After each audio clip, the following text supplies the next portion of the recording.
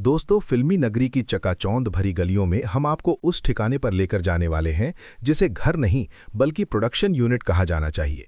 जी हाँ दोस्तों, फिल्म जगत में ऐसे परिवार भी हैं जिनके घर में अगर कोई फिल्म बनती है तो परिवार का ही कोई सदस्य हीरो हीरोइन बन जाता है तो कोई प्रोड्यूसर बन जाता है। यहाँ तक कि घर के ही सदस्य एडिटिंग, स्क्रिप्टिंग और कैमरा जैसे जरूरी विभागों की निगरानी भी कर लेते हैं। लेकिन फिर भी उस परिवार को संगीत बनाने के लिए घर से बाहर तो निकलना ही पड़ता है। ये तो बात हुई बाकी फिल्मी परिवारों की, लेकिन एक परिवार ऐसा भी है जिनके घर में एक हैंडसम हीरो, एक होनहार फिल्मकार, ढेर सारे प्रोड्यूसर और जरूरत पड़ने पर ढेर सारी अभिनेत्रियां भी प्रकट हो जाती हैं। जी हां, मैं बात कर रही हूं रोशन परिवार के बारे में। बहुत सारे लोगों को लगता है कि इस परिवार का इतिहास राकेश रोशन के साथ शुरू हुआ था, लेकिन असलियत तो ये है कि राकेश रोशन के पिताजी क्लासिकल एरा के महान संगीतकार हुआ करते थे। यहां तक कि राकेश रोशन की माताजी भी जानी मानी गायिका रह चुकी थीं। तो चलिए जानते हैं रोशन परिवार का पूरा इतिहास। रोशन परिवार का असली इतिहास उस दौर से शुरू होता है जब नौजवान राकेश रोशन अपने ही होने वाले ससुर जी जय ओम प्रकाश के यहाँ असिस्टेंट के तौर पर काम कर रहे थे। शुरू में उनका रुझान अभिनय की तरफ बिल्कुल नहीं था, लेकिन जब उन पर अभिनय करने की बारी आई तो उन्होंने अपने ही पिताजी के नाम को अपना सरनेम बनाया। वो सरनेम था रोशन। असलियत तो ये थी कि अगर राकेश अपना नाम नहीं बदलते तो शायद आज दुनिया उन्हें राकेश नागरथ के नाम से पहचानती। अब आप सोच रहे होंगे कि हमने इस कहानी की शुरुआत रोशन साहब के साथ क्यों नहीं की। इसका मुख्य कारण यह है कि राकेश रोशन हमेशा से दूरदृष्टि वाले इंसान रहे हैं।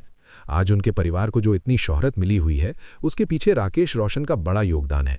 वे चाहते तो अपने संगीतकार पिताजी के नक्शे कदम पर चलकर संगीत क्षेत्र के दायरे के बाहर कभी नहीं निकलते, लेकिन उन्होंने सोचा कि अगर उनका छोटा भाई राजेश रोशन संगीतकार रोशन के बारे में बात करें तो ये समझना जरूरी है कि उनका फिल्मी करियर बाकी संगीतकारों की तुलना में काफी छोटा था।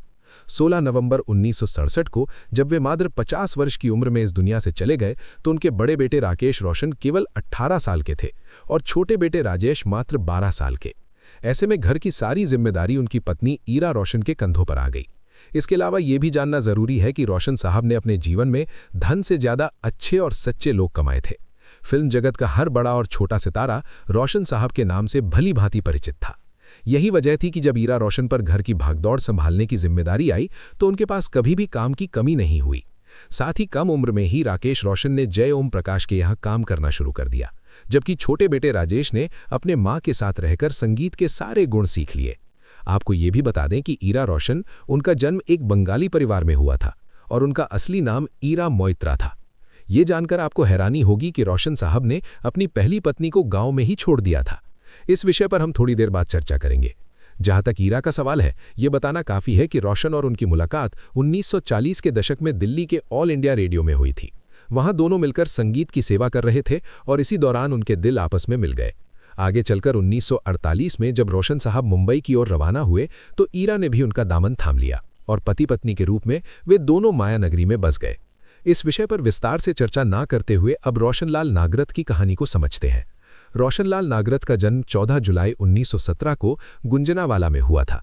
उनके माता पिता पेशेवर जमींदार थे, लेकिन संगीत के प्रति उनकी समझ और रुचि पैदा हुई तो इसका श्रेय केएल सहगल को जाता है।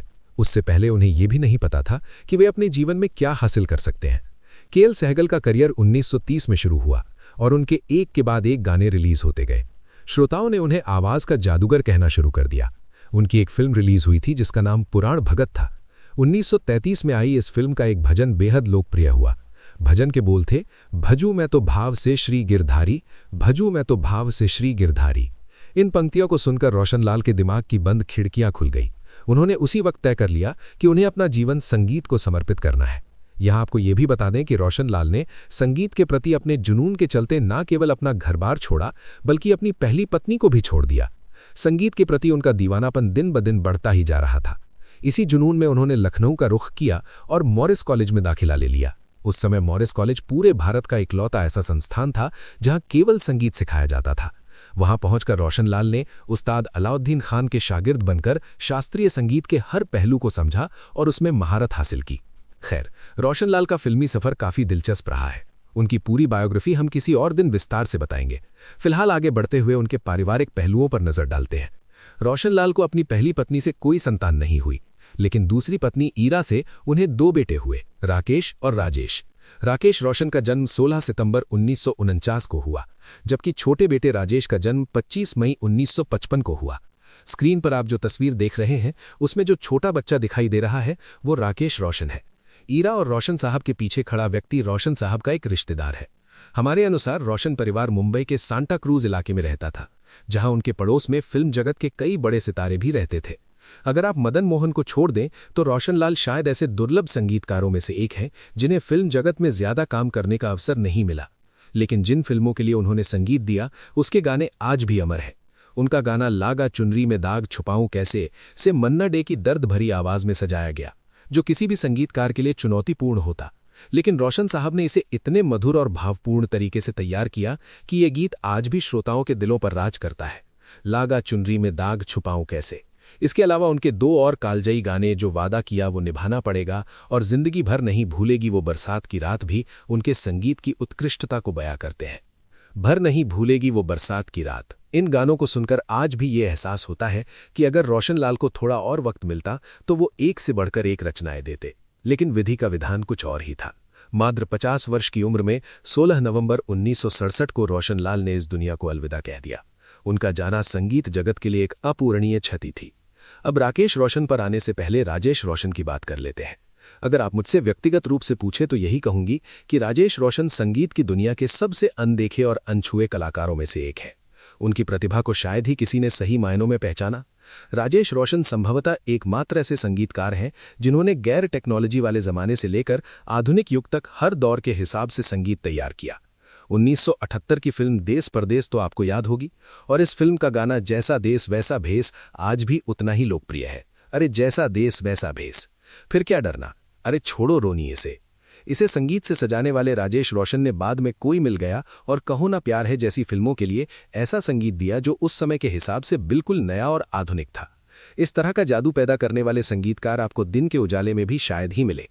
अगर राजेश रोशन का जिक्र हो और फिल्म जूली का नाम ना लिया जाए तो ये चर्चा अधूरी रह जाएगी। भूल गया सब कुछ याद नहीं अब कुछ, ये गाना आज भी प्रेमी जोड़ों को एक अलग ही नशे में डुबो देता है। एक यही बात ना भूले जूली। लेकिन इतना बेहतरीन काम करने के बावजूद भी राजेश रोशन को वो शोहरत नहीं मिली जो उन्हें मिलनी चाहिए थी। इसके पीछे एक बड़ी वजह उनकी चोरी की छवि बनना था। जी हाँ, राजेश रोशन विदेशी गानों की धुन चुराने के लिए मशहूर थे। उनके ओरिजिनल गानों को कभी वो पहचान नहीं मिली जो उनके तोड़े मरोड़े गए विदेशी गानों को मिली। इस विषय पर किसी और दिन विस्तार से चर्चा करेंगे।